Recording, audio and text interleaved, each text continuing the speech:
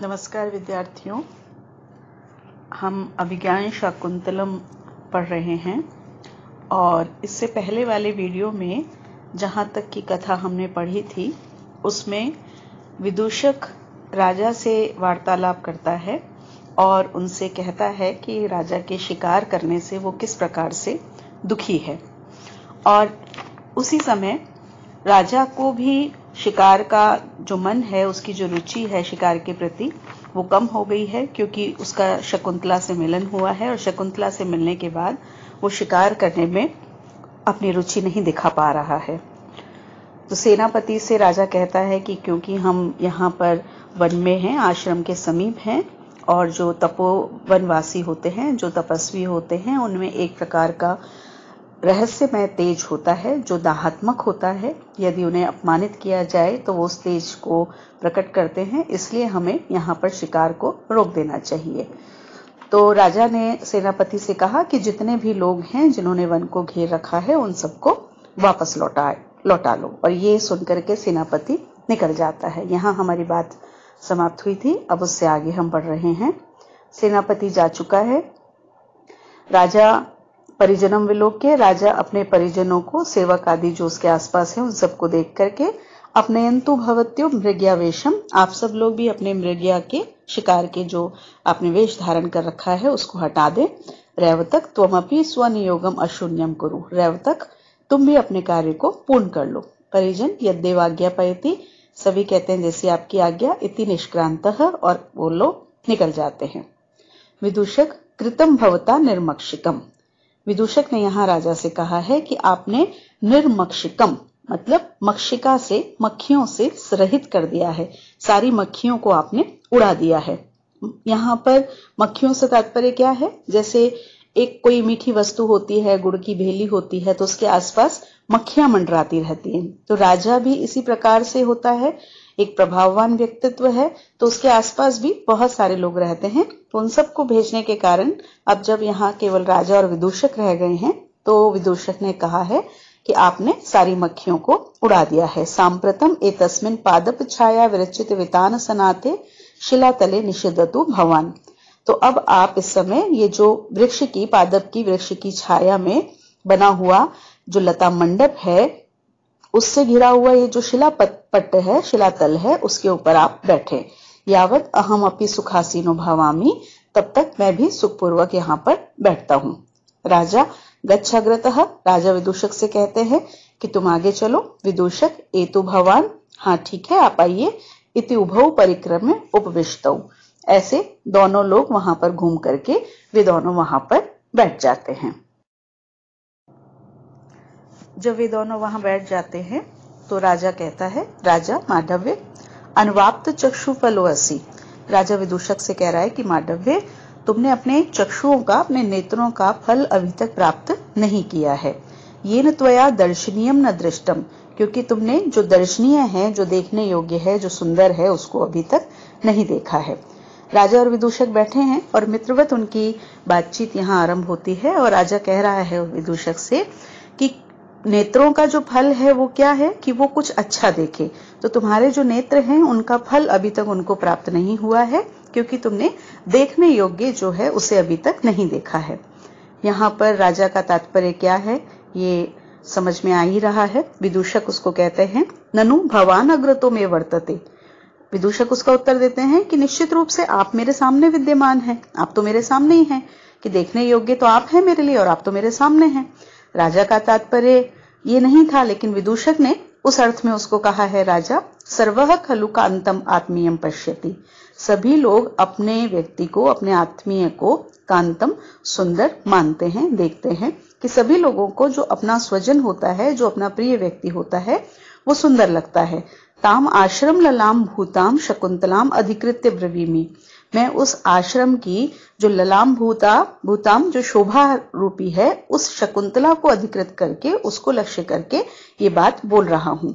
विदूषक स्वगतम, विदूषक अपने मन में कहता है, भवतु अस्य अवसरम न दास्ये, मैं इनको अवसर ही नहीं दूंगा, मैंने कोई अवसर ही नहीं दूंगा। प्रकाशम सामने, भो वयस्य, अरे मित्र, ते तापस करने का अभ्यर्थनीय दृश्यते, हे मित्र आप तो उस तपस्वी कन्या की इच्छुक दिखाई दे रहे हैं।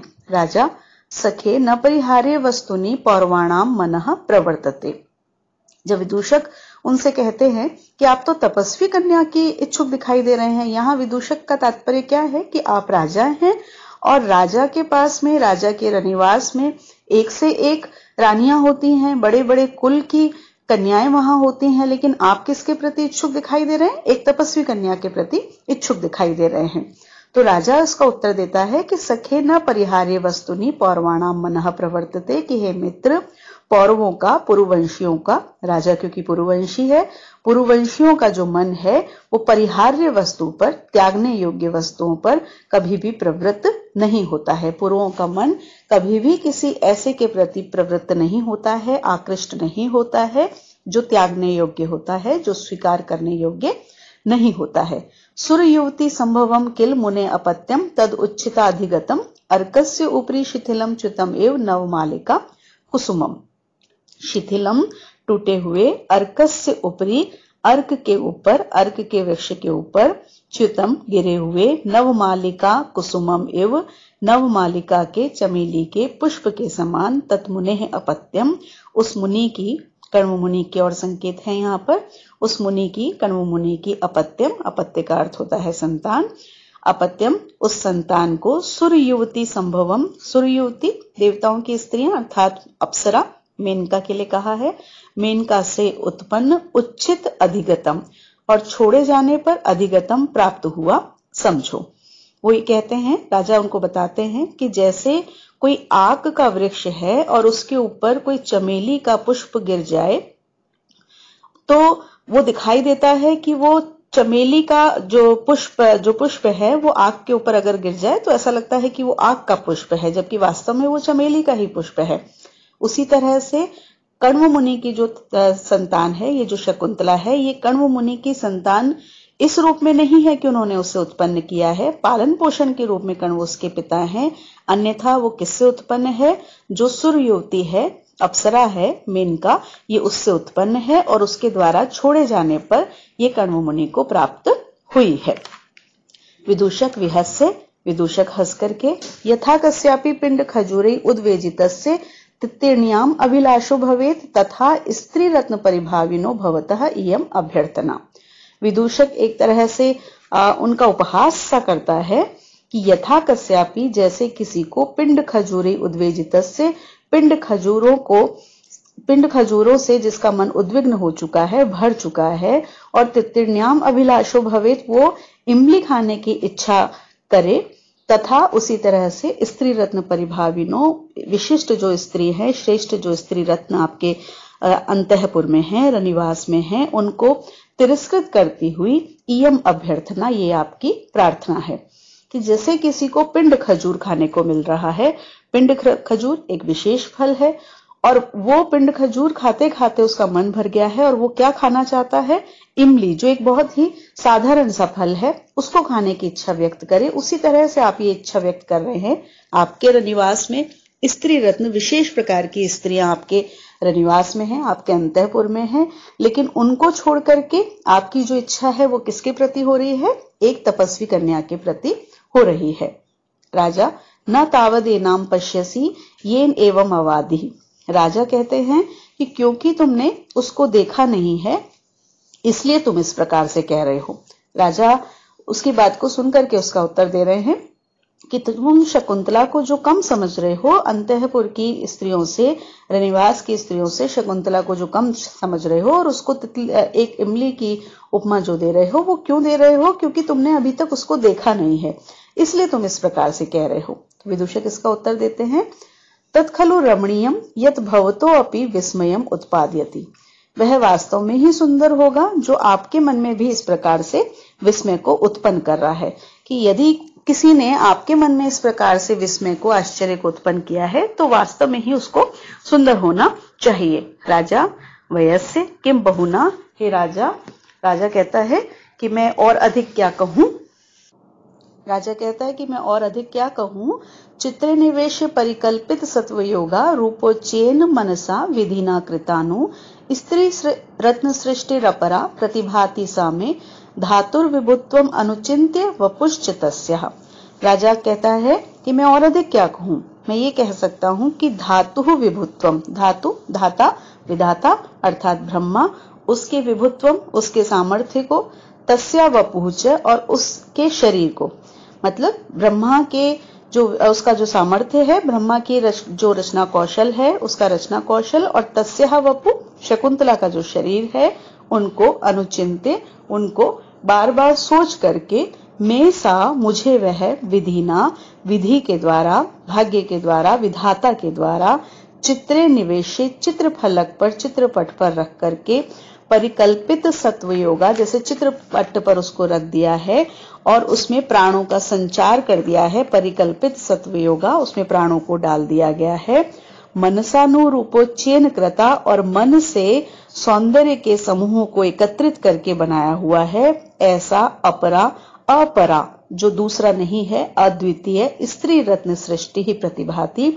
स्त्री रत्न की सृष्टि, स्त्री रत्न की एक प्रकार की रचना मुझे प्रतिभाति प्रतीत होती है, लगती है, दिखाई देती है। राजा कहते हैं कि मैं उसके सौंदर्य के विषय में और क्या कहूं, मैं ये कह सकता हूं कि जब एक तरफ तो मैं सोचता हूं कि ब्रह्मा की कितनी सामर्थ्य है, विधाता की कितनी सामर्थ्य है, और दूसरी तरफ मैं उसका शरीर देखता हूं, उसका सौंदर्य देखता हूं, तो मुझे लगता है कि विधाता की इतनी सामर्थ्य नहीं है कि जिस प्रकार से सामान्य मनुष्यों का वो निर्माण करता है उसी प्रकार से उसने शकुंतला का निर्माण किया होगा। तो मुझे लगता है कि चित्र फलक पर उसने एक चित्र बनाया जिसमें अपने मन से सारे सौंदर्य को, जितना भी सौंदर्य है, जितना भी रूप है, उसको एकत्रित कर लिया और फिर उसमें प्राणों का संचार कर दिया। तब शकुंतला जैसी ये जो अद्वितीय स्त्री रत्न की सृष्टि हुई है, स्त्री रत्न की रचना हुई है, वो हो पाई होगी, अन्यथा विधाता में भी इतना सामर्थ्य नहीं है कि वो इस प्रकार के सुंदर स्त्री का निर्माण कर सकता, उसकी उत्पत्ति कर सकता। जैसे हम किसी की कोई वस्तु देखते हैं, यदि कोई चित्रकार है, चित्र करता है, कोई गायक है, कोई गीत गाता है या कोई भी कुछ करता है कार्य, तो हम जानते हैं कि उसकी कितनी सामर्थ्य है, और यदि कोई विशेष कार्य वो व्यक्ति यदि कर देता है तो हमें लगता है कि उसने इस प्रकार से कार्य कैसे किया होगा। तो इसी तरह से ये यहाँ पर विधाता के लिए राजा ने कहा है। विदूषक यदि एवं प्रत्यादेश इदानिम रूपवती नाम, विदूषक कहते हैं कि यदि ऐसा है तो उन्होंने जो रूपवती हैं, जो सौंदर्य वाली जो स्त्रियां हैं, उनका प्रत्यादेश, उनका अपमान किया है, उनका तिरस्कार किया है, या वो उससे उन रूप में कम हो गई है। राजा इदम च मे मनसि वर्तते, और मेरे मन में तो ऐसा भी है। कैसा है? फिर अगले श्लोक में राजा कहते हैं अनाघ्रातम पुष्पम किसलयम अलूनम कररूहे रनाविद्धम रत्नम मधुनवम अनास्वादित रसम अखंड्यम पुण्यानाम फलमेव च तद्रूपम अनघम न जाने भोक्तारम कमिह समुपस्थास्यति विधि। कैसी है वो शकुंतला? अनाघ्रातम पुष्पम, पुष्प है। कैसा पुष्प? अनाघ्रातम, जिसको सूंघा नहीं गया है, जिसकी गंध को अभी तक ग्रहण नहीं किया गया है, ऐसे पुष्प के समान है। किसलयम, किसले है, किसले नया नया जो पत्ता उगता है, जब वृक्ष में एक नया नया पत्ता उगता है तो बहुत ही कोमल होता है, तो उसको किसले कहा जाता है, जो कुछ कुछ पीले और लाल से रंग का होता है। तो नवीन जो कोमल पत्ता है उसके समान है। कैसा किसले? कर रूहई अलूनम, जिसको नाखूनों के द्वारा काटा नहीं गया है। अगर ऐसे नवीन पत्ते के ऊपर अगर हम नाखून से कोई चिन्ह करेंगे तो वहां पर आकृति बन सकती है, लेकिन ये कैसा किसले है? जिसको नाखूनों से काटा नहीं गया है। अनाविद्धम रत्नम, किसके समान है? रत्न के समान। कैसा रत्न? जिसमें अभी तक छिद्र नहीं किया गया है। जब रत्न को धारण करना होता है किसी आभूषण के रूप में, तो उसे अगर कोई माला बनानी है तो हमें उसमें छिद्र करना होता है। तो ये रत्न तो है, रत्न की विशेषताएं तो हैं इसमें, लेकिन कैसा रत्न है कि इसमें अभी कोई छिद्र भी नहीं किया गया है, क्योंकि छिद्र करने के बाद भी रत्न की जो महत्ता है वो कम हो जाती है। अनास्वादित रसम नवम मधु, और कैसा है ये? नवम मधु, नवीन मधु है, नया नया बिल्कुल अभी निकला हुआ ताजा शहद है। कैसा शहद? अनास्वादित रसम, जिसके रस को ग्रहण नहीं किया गया है, जिसके रस का आस्वादन नहीं किया गया है, जिसे अभी तक चखा नहीं गया है। पुण्यानाम च अखंडम फलम एव, संपूर्ण पुण्यों के फल के समान, अनघम तद रूपम, उसका रूप, अनघम अघ पाप, अनघ पाप से रहित, किसी प्रकार के दोष से रहित, किसी कमी से रहित, पवित्र उसका ये जो रूप है वो इस प्रकार का उसका रूप है। विधि विधाता ब्रह्मा, इह यहाँ पर कम भोक्तारम, किसको उसके भोक्ता के रूप में, उसका उपभोग करने वाले के रूप में, उसके पति के रूप में हम कह सकते हैं। समुपस्थास्यति, उपस्थित करेगा, प्रस्तुत करेगा, इति न जाने, ये मैं नहीं जानता हूं। यहाँ राजा ने शकुंतला की जो उपमा दी है, अलग अलग प्रकार से उपमा दी है, और उपमा देकर के उसने अंत में ये कहा है कि कौन इसको भोगेगा, कौन इसका पति के रूप में इसको प्राप्त करेगा, ये मुझे नहीं पता है। यहाँ पर कई उपमानों को एक ही शब्द से जोड़ा गया है, तो ये उपमा है, लेकिन उपमा का मालोपमा है। ये मालोपमा यहाँ पर अलंकार है। और इसके अतिरिक्त जो अनाघ्रात, अनाविद्ध, इस प्रकार के जो विशेषण यहाँ पर हैं, उसके कारण यहाँ पर परिकर अलंकार भी इस श्लोक में है। बहुत ही सुंदर श्लोक है शकुंतला के वर्णन के लिए, और बहुत ही विख्यात श्लोकों में से ये श्लोक है। एक बार हम फिर से देख लें। अनाघ्रातम पुष्पम, न सूंघे हुए पुष्प के समान, कर रूहे अलूनम किसलयम, नाखूनों से जिसे काटा नहीं गया है ऐसा नवीन कोमल पत्ता, अनाविद्धम रत्नम, जिसमें छिद्र नहीं किया है ऐसा रत्न, अनास्वादित रसम नवम मधु, जिसका आस्वादन नहीं किया गया है ऐसे नए नए शहद के रस के समान, ऐसे शहद के समान, पुण्यानाम च अखंडम फलम एव, और पुण्यों के संपूर्ण फल के समान, अनघम तद्रूपम, उसका यह पवित्र रूप है। विधि विधाता, यह यहाँ पर इस संसार में कम भोक्तारम समुपस्थास्यति, किसको उसके भोक्ता के रूप में उपस्थित करेगा, इति ना जाने, ये मैं नहीं जानता हूं। विदूषक, तेन ही लघु परित्रायताम एनाम भवान, तो आप शीघ्र ही इनको ग्रहण कर लो। मां कस्यापि तपस्विन इंगुदी तैल चिक्कण शीर्षस्य हस्ते पतिष्यति, कहीं ऐसा नहीं हो कि किसी इंगुदी के तेल से चिकने सिर वाले किसी तपस्वी के हाथ में ये पड़ जाए, कि फिर तो आप शीघ्र ही इनको ग्रहण कर लो, अर्थात शीघ्र ही इनको अपना लो, इनसे विवाह कर लो। कहीं ऐसा नहीं हो कि कोई तपस्वी इसको प्राप्त कर ले। और तपस्वी के लिए उन्होंने क्या कहा है कि कैसा तपस्वी, जो अपने सिर के ऊपर इंगुदी का तेल लगाता है और उससे उसका जो सिर है, उसकी जो खोपड़ी है वो चिकनी हो रही है, इस प्रकार के तपस्वी के हाथ में गिर जाए। विदूषक, उसका जो विदूषक जो पात्र है वो हमें समझ ही आ रहा है कि उसकी जो बातें होती हैं वो किस स्तर की होती हैं। कितनी भी गंभीर बात हो लेकिन उसकी बातें बहुत हल्की होती हैं, तो उसी तरह से उसने ये बात कही है। राजा ने इसका उत्तर दिया, पर्वती खलु तत्र भवती, इस विषय में भी वो माननीय जो शकुंतला है वो पर्वती दूसरे के अधीन है। न च सन्निहितो अत्र गुरुजनः, और यहाँ पर जो गुरुजन हैं, जो उसके पिता कर्ण हैं, वो यहाँ पर उपस्थित नहीं है। तो विदूषक कहता है आगे, अत्र भवंत मंत्रेण कीदृश तस्या दृष्टि रागः, तो आपके विषय में, आपके प्रति उसका जो प्रेम की जो दृष्टि है, उसका दृष्टि जो प्रेम है वो किस प्रकार का है। राजा, निसर्गाद एव अप्रगल्भः तपस्वी कन्या जनः, तपस्वियों की जो कन्याएं होती हैं वो निसर्गात, प्रकृति से ही, स्वभाव से ही, अप्रगल्भ, सीधी होती है, भोली भाली सरल स्वभाव की होती हैं। तथापि तु, किंतु फिर भी उसके द्वारा, अभिमुखे मयि संहृतम ईक्षणम हसितम अन्य निमित कथोदयम विनय वारित व्रति रतस्तया न विव्रतो मदनो न च संव्रतः, कि यद्यपि जो तपस्वी कन्याएं होती हैं वो स्वभाव से ही सीधी होती हैं, सरल स्वभाव की होती हैं, लेकिन फिर भी उसके द्वारा क्या किया गया, तो उन्होंने इसका वर्णन किया, मयि अभिमुखे, मेरे सामने होने पर, ईक्षणम संग्रहतम, अपने नेत्रों को, अपनी दृष्टि को हटा लिया। जब मैं सामने होता था तो वो अपनी दृष्टि को मुझ पर से हटा लेती थी, किसी और तरफ देखने लगती थी। अन्य निमित्त कथोदयम हसितम, और किसी और बात का निमित्त बना करके, किसी और बात को बहाना बना करके और फिर वो हंसने लगती थी। अतः तया इस प्रकार से उसके द्वारा विनय वारित वृत्ति, विनय ने, विनम्रता ने, सदाचार ने जिसकी वृत्ति को, प्रवृत्ति को, भावनाओं को रोका हुआ था, वारित रोका हुआ था, इस प्रकार से मदनः काम को, अपने काम भाव को, न विव्रतः, न तो दिखाया गया, न च संवृतः, और न ही छिपाया गया।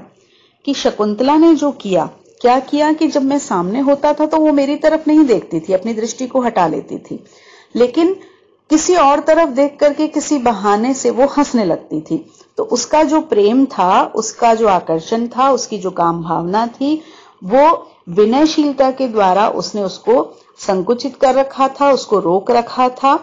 तो ना तो वो पूरी तरह से अपने प्रेम को छुपा पाई और ना ही वो पूरी तरह से प्रदर्शित कर पाई। ये राजा ने बताया है कि किस प्रकार से शकुंतला की राजा के प्रति दृष्टि थी। विदूषक, न खलु दृष्ट मात्र से तव अंकम समारोहते। विदूषक उसका उत्तर देता है, तो क्या केवल देखने मात्र से ही आपकी अंक में, आपकी गोद में बैठ जाती? कि आप, ऐसा तो नहीं ना कि देखते ही वो आपकी गोद में आकर के बैठ जाती। राजा, मिथः प्रस्थाने पुनः शालीनतया अपि कामम आविष्कृतो भावस्तत्र भवत्या।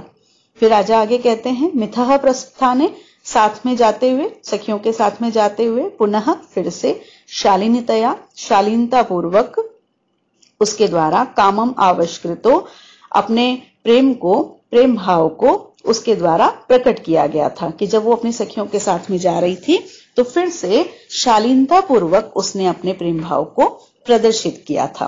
कैसे प्रदर्शित किया था, कैसे अभिव्यक्त किया था, वो उसके लिए वो कह रहे हैं, तथा ही, क्योंकि उसके द्वारा, दर्भांकुरेण चरणः क्षत इति अकांडे तन्वी स्थिता कतिचित एव पदानि गत्वा आसीद विवृत वदना च विमोचयन्ति शाखासु वल्कलम असक्तम अपि द्रुमाणाम।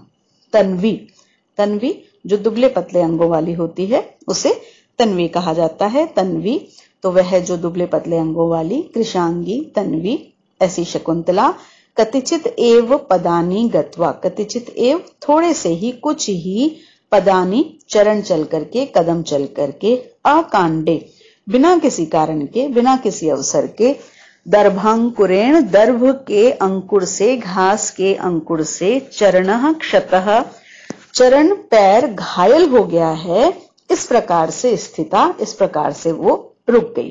कि उसने क्या किया कि जब वो थोड़े से कदम अपनी सखियों के साथ बढ़ी तो अचानक से ही, जैसे हमारे पैर में चलते चलते अगर कोई कांटा लग जाता है तो अचानक से हम रुक जाते हैं, तो उस प्रकार से वो अचानक ही रुक गई। तात्पर्य यह था कि कोई कांटा नहीं लगा था, लेकिन बस वो बहाना बना करके अचानक से ही रुक गई। क्योंकि वो वहां से जाते समय उसका जो मन था वो दुष्यंत की ओर आकृष्ट हो रहा था, वो रुकना चाह रही थी, इसलिए उसने ये बहाना बनाया कुछ क्षण रुकने के लिए। द्रुमाणाम शाखासु, वृक्षों की शाखाओं में, असक्तम अपि, न लगा हुआ भी, न उलझा हुआ भी, वल्कलम वल्कल वस्त्र को, विमोचयंती छुड़ाती हुई, विवृत वदना आसीत, पीछे की तरफ मुंह करके वो रुक गई थी। कि क्या किया उसने? पहली चीज तो उन्होंने कहा कि अचानक से थोड़े कदम वो चली और फिर अचानक से, कोई कारण नहीं था, लेकिन जैसे पैर में कोई अंकुर चुभ गया है, कोई कांटा चुभ गया है और पैर उससे घायल हो गया है, इस प्रकार का बहाना बना करके वो रुक गई। उसके अलावा दूसरा उसने क्या बहाना बनाया कि जैसे चलते हुए अगर कोई वृक्ष की शाखा में, टहनी में अगर हमारा वस्त्र, कोई लड़की जा रही है, कोई कन्या जा रही है और उसका जो वस्त्र है, उसका दुपट्टा है, उसकी साड़ी है, कोई भी उसका जो वस्त्र है वो किसी पेड़ की टहनी में जिस प्रकार से लग जाता है तो वो पीछे की तरफ होगा, उसको छुड़ाने के लिए उसे पीछे की तरफ मुड़ना पड़ेगा। तो ऐसे ही वृक्ष की शाखा में वल्कल वस्त्र लगा नहीं, लेकिन इस प्रकार का बहाना करते हुए पीछे की तरफ उसने मुड़ करके देखा और जो वल्कल वस्त्र उसका वृक्षों की शाखाओं में नहीं लगा था, उस वल्कल वस्त्र को भी छुड़ाते हुए वो पीछे की ओर मुंह करके खड़ी हो गई थी। तो इससे राजा ये बताना चाह रहा है कि उसके मन में भी उसी प्रकार का भाव था जिस प्रकार का भाव मेरे मन में उसके प्रति था। विदूषक कहता है, तेन ही गृहीत पाथेयो भव विदूषक राजा से कह रहा है, तब तो आप पाथे जो मार्ग के लिए जो भोजन होता है साथ में, उसको पाथे कहा जाता है, तो आप पाथे को ग्रहण करने वाले बनो। अर्थात मार्ग में जो भोजन मिला है, यहाँ पर उसका तात्पर्य शकुंतला से है कि मार्ग में चलते हुए जो शकुंतला आपको मिल गई है, आप उसको ग्रहण करिए। कृतम त्वया उपवनम तपोवनम इति पश्यामि। फिर वो राजा से कहता है कि मैं ऐसा देख रहा हूं कि आपने उपवन बना दिया है तपोवन को, कि आपने इस तपोवन को उपवन के समान बना दिया है। तपोवन वो स्थान होता है जहां पर तपस्या की जाती है, और उपवन वो स्थान होता है जहां पर आनंद किया जाता है, रमण किया जाता है। तो राजा को एक तरह से उसने एक व्यंग किया है कि मैं ये देख रहा हूं कि आपने तपोवन जैसे शांत स्थल को भी उपवन जैसे रमणीय स्थल में परिवर्तित कर दिया है। राजा सखे तपस्वी भी कैश्चित परिज्ञातो अस्मि। हे मित्र, मैं कुछ तपस्वियों के द्वारा पहचान लिया गया हूं। चिंते तावत केन उपदेशेन पुनराश्रम पदम गच्छामः। तो फिर ये सोचो कि अब किस बहाने से मैं फिर से आश्रम में जा सकता हूं। विदूषक को अपरो अपदेशो युष्माकम राज्ञाम। आप राजाओं के लिए और अन्य किसी बहाने की क्या आवश्यकता है। निवार शिष्ट भागम अस्माकम उपरहंतु इति, कि निवार का, अनाज का, धान्य का छठा भाग हमें दीजिए। ये इस बहाने से आप जा सकते हैं। यहाँ पर विदूषक का तात्पर्य है कि आप राजा हैं, आप प्रजा से कर लेते हैं छठे भाग के रूप में, तो यहाँ पर आप जाकर के कह सकते हैं कि जो आपका अनाज है उसका छठा भाग कर के रूप में आप हमें दीजिए। इस बहाने से आप जा सकते हैं। तो राजा इसका उत्तर देता है, मूर्ख, अन्य देव भागधेयम एतेषाम रक्षणे निपतति यत रत्न राशिरपि विहाय अभिनंद्यम। अरे मूर्ख, इनके द्वारा, अर्थात ये जो तपोवन में रहने वाले लोग हैं, तपस्वी हैं, इनके द्वारा भागधेयम एतेषाम रक्षणे निपतति, इनके द्वारा जो रक्षण कार्य जो किया जाता है, जो रक्षा का जो कार्य करते हैं, वो दूसरे प्रकार का भाग देते हैं। दूसरे प्रकार से ये कर के रूप में अपना भाग देते हैं। जो रत्न राशि रपि विहाय, जो रत्नों की राशि को, बहुत अत्यधिक रत्नों, अनेक रत्नों को छोड़ करके भी अभिनंदनीय है। उनका अभिनंदन किया जाना चाहिए, उनका सम्मान किया जाना चाहिए। पश्य देखो, यद उत्तिष्ठति वर्णेभ्यो नृपाणम क्षय तत्फलम तपः षड्भागम अक्षयम ददाति आरण्यका हिन। इसी बात को वो आगे कहते हैं, वर्णेभ्यः यत् उत्तिष्ठति, वर्णों से जो कुछ भी प्राप्त होता है। यहाँ तात्पर्य है कि तपस्वियों के अलावा अन्य वर्णों से हमें जो कुछ भी प्राप्त होता है, किस रूप में प्राप्त होता है, कर के रूप में जो हमें प्राप्त होता है। नृपाणाम तत्फलम क्षयी, राजाओं के लिए उसका जो फल है वो क्षयी, समाप्त होने वाला होता है। कि अन्य वर्ण हमें कर के रूप में जो कुछ भी देते हैं, क्योंकि तपस्वियों के अतिरिक्त जो भी कर देता है वो किस रूप में देगा, वो किसी भौतिक पदार्थ के रूप में देगा, धन देगा, संपत्ति देगा, अन्न देगा। तो जो भी कुछ उनसे प्राप्त होता है वो कैसा होता है, वो विनाशशील होता है, वो क्षणिक होता है, कुछ समय रहने वाला होता है। किंतु आरण्य कहा, अरण्य में रहने वाले, वन में रहने वाले, ये जो वनवासी हैं, तपस्वी हैं, नह हमको अक्षयम, जो कभी भी क्षय नहीं होता है, जो विनाशशील नहीं है, जो नष्ट होने वाला नहीं है, ऐसे तपह, ऐसे तपस्या के षड भागम, छठे भाग को ददति, हमें कर के रूप में प्रदान करते हैं, देते हैं। राजा ने, विदूषक ने जब कहा कि आप किस बहाने से जाइए, आप इस बहाने से जाइए कि कर के रूप में हमें धान्य का छठा भाग दें, तो राजा ने कहा कि अरे मूर्ख, तुम कैसी बात करते हो। ये तपस्वी हमें कर के रूप में जो देते हैं वो रत्नों की राशि से भी, मतलब बहुत सारे रत्नों से भी बढ़कर के होता है। क्या देते हैं वो, तो उन्होंने बताया कि जो अन्य वर्ण हैं, ब्राह्मण, क्षत्रिय, वैश्य, शूद्र, जो हमारे यहाँ की वर्ण व्यवस्था थी, उनके लिए यहाँ कहा गया है कि अन्य जो वर्ण हैं उनके द्वारा जो कुछ हमको कर के रूप में प्राप्त होता है, राजा को जो कुछ भी कर के रूप में मिलता है, वो सब कैसा होता है, वो सब समाप्त होने वाला होता है। किसी न किसी समय वो समाप्त हो जाता है, वो क्षयी, विनाशशील होता है। लेकिन तपोवन में रहने वाले ये जो तपस्वी लोग हैं, ये हमें तप के रूप में क्या देते हैं, अपनी तपस्या का छठा भाग हमें देते हैं। वो कैसा होता है, वो कभी भी नष्ट नहीं होता है, क्योंकि वो कोई जड़ वस्तु नहीं है, वो कोई भौतिक पदार्थ नहीं है, इसलिए वो कभी भी नष्ट नहीं होता है।